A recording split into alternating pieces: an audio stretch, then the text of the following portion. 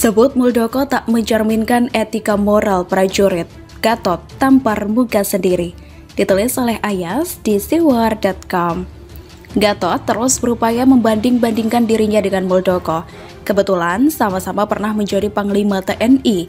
Tujuan Gatot membandingkan dirinya dengan Muldoko adalah agar terbentuk opini publik bahwa dirinya lebih baik, bermoral, beretika sebagai seorang prajurit. Sebelumnya, Gatot mengaku ditawari oleh petinggi Demokrat agar mau mengkudeta AHY. Namun, Gatot mengaku menolak tawaran tersebut karena tak mau mengkhianati SBY, orang yang dianggap telah berjasa terhadap karir militernya. Padahal, yang mengangkat Gatot sebagai Panglima TNI adalah Presiden Jokowi. Tujuan Gatot menyatakan hal itu adalah agar dirinya dipandang sebagai sosok yang baik dan tidak menjadi seorang pengkhianat. Dia seperti ingin mengatakan bahwa dirinya adalah contoh prajurit yang baik, sedangkan Muldoko adalah contoh yang buruk. Pengakuan Gatot bahwa dirinya juga ditawari oleh petinggi Demokrat dan menolak nampaknya belum berhasil menaikkan citra dirinya. Publik bahkan meragukan pengakuan tersebut. Uniknya, publik juga tidak serta-merta menjadi benci kepada Muldoko. Mungkin karena belum berhasil lewat pengakuan tersebut, Gatot melanjutkan lewat pernyataan selanjutnya. Kali ini, Gatot mencoba mengecam sikap Muldoko yang dinilai tidak mencerminkan etika moral seorang prajurit. Gatot menulis pernyataan di akun Instagramnya. Saya ingin garis bawahi bahwa apa yang beliau atau Muldoko lakukan sama sekali tidak mencerminkan kualitas, etika, moral, dan kehormatan yang dimiliki seorang prajurit. Kata Gatot seperti dikutip dari akun Instagram resmi miliknya pada Selasa 16 Maret 2021. Bukan apa-apa, hanya karena hampir saya tidak percaya bahwa akan kejadian dan beliau mau. Logika berpikir saya tidak menduga. Mengapa? Karena beliau adalah senior saya di Akademi Militer. Beliau juga ikut membentuk saya, kata Gatot. Dengan seluruh atribut prajurit yang melekat hingga ikut KLB dan diterima didaulat sebagai ketua umum, sangat susah bagi saya menduga bahwa yang bersangkutan akan melakukan tindakan itu, lanjutnya. Sebenarnya saya juga setuju dengan pernyataan Gatot, asalkan yang melontarkan pernyataan itu bukan dia. Namun, sebenarnya Muldoko juga tidak keliru, sebab dalam politik tidak ada yang namanya etika dan moral. Apapun halal dilakukan, atau asalkan tidak melanggar hukum, untuk sebuah kepentingan politik meskipun menciderai etika dan moral. Namun karena Gatot yang melontarkan pernyataan tersebut, saya menjadi ingin bertanya, apakah sikap-sikap dia selama ini sudah mencerminkan etika moral seorang prajurit? Saya kok tidak yakin. Seorang prajurit itu harus patuh dan satu suara dengan Presiden, sebab Presiden adalah Panglima tertinggi TNI dan Polri.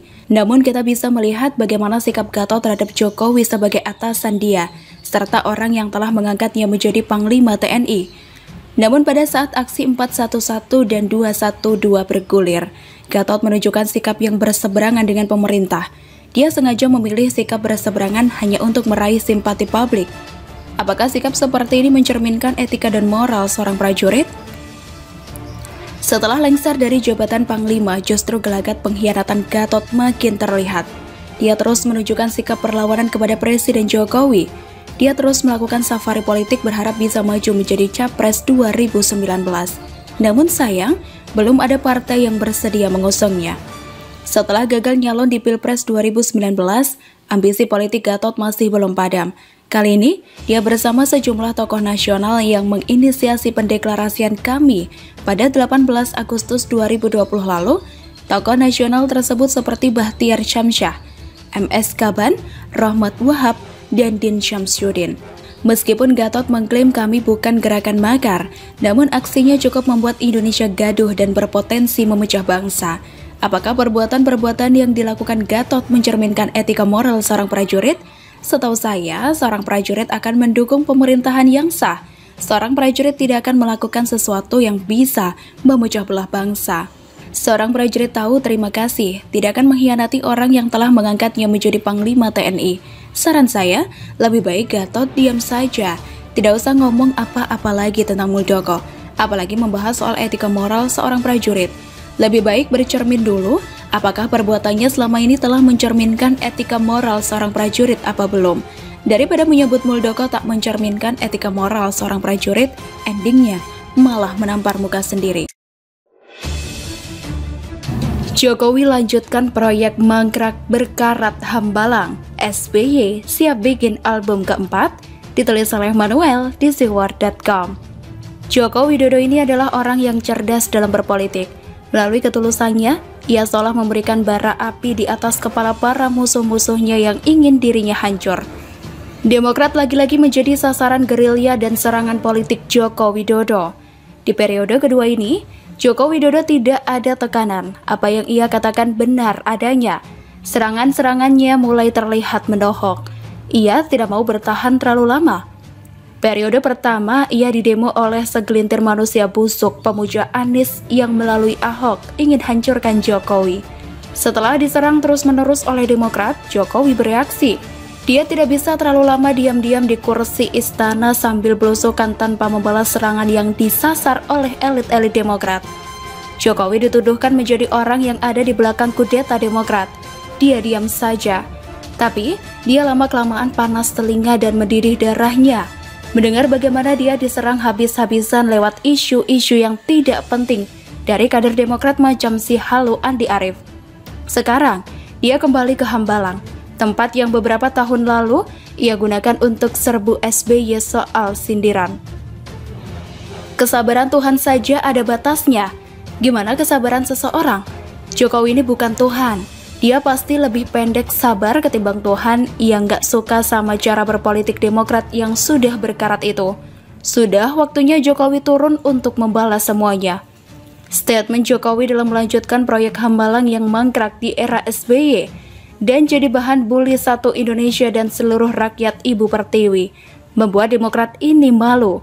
Demokrat yang menolak Omnibus Law, kewar-kewar paling keras, diam soal Hambalang. Joko Widodo sudah bermain dengan sangat cerdas, langkahnya tepat. Mungkin terkesan lamban, tapi dengan statementnya soal proyek mangkrak bernilai triliunan ini, Demokrat dipermalukan. Kenapa Demokrat? Karena Hambalang dibangun di era Demokrat menjadi partai pemimpin. Sebenarnya Jokowi belum menentukan pastinya akan melanjutkan program mega proyek yang mangkrak soal pusat pendidikan, pelatihan, dan sekolah olahraga nasional di Bukit Hambalang yang sudah bertahun-tahun mangkrak dengan struktur yang sudah berkarat alias membusuk. Tapi Joko Widodo sebagai presiden, lewat Menteri Pemuda dan Olahraganya, yakni Bapak Zainuddin Amali, mengatakan Jokowi sedang mempertimbangkan untuk melanjutkan proyek busuk itu. Dengan demikian kita tahu bahwa hari depan para atlet akan cerah. Rumput-rumput dan ilalang di Hambalang akan dipangkas. Proyek siap dilanjutkan. Agenda besar itu sudah mulai dituliskan dalam desain olahraga nasional oleh Menteri Olahraga. Kita sedang mempertimbangkan untuk bisa melihat Hambalang menjadi tempat untuk sentra atlet senior dan atlet-atlet kita yang sudah siap untuk bisa bertanding. Kami akan buat 10 sentra pemusatan latihan di beberapa daerah dan yang paling mendasar adalah talenta ketika di sekolah dasar, kata Zainuddin dikutip dari YouTube Sekretariat Presiden, Selasa 15 Maret 2021. Sebetulnya Hambalang menurut Menpora bukanlah satu-satunya proyek yang akan dibangkitkan oleh Joko Widodo, tapi masih banyak. Atlet nasional akan mendapatkan pelatihan luar biasa intens. Sampai saat ini, pelatihan masih terdesentralisasi dan pengawasan mutu sangat rendah. Maka Menpora bekerja sama dengan Menteri PUPR Basuki Hadi Mulyono akan siap membangun Hambalang. Kenapa Hambalang? Karena Hambalang ini sudah ada strukturnya meski busuk. Setidaknya, Jokowi tidak perlu mulai lagi dari nol, mahal bangun struktur. Proyek triliunan itu masih bisa diselamatkan. Instruksi khusus dari Jokowi kepada Menpora pun sudah jelas. Pertama, Jokowi memerintahkan BPKP untuk mengaudit ulang proyek tersebut secara menyeluruh, agar nanti KPK kalau mau cari kesalahan Jokowi bisa dieliminasi lagi. Novel Baswedan kan sering tuh nyalah-nyalahin Jokowi. Kedua, teknis pun harus dijalankan dengan baik sehingga pembangunan bisa dilanjutkan. Saat itu, PT Adikarya yang menjadi perusahaan pemegang tender proyek. Proyek 2,5 triliun itu akan menjadi pusat pelatihan. Tapi, ternyata KPK dulu sebelum Novel caper mengendus praktek korupsi. Maka proyek itu dihentikan di era SBY. Agar apa? Mungkin untuk menyelamatkan diri. Saat itu Menpora Andi Malarangeng di rut operasional PT Adikarya Teguh Bagus. Sampai Ketua Umum Anas Urbaningrum pun masuk skandal ini. Kerugian negara masuk ke angka 706 miliar.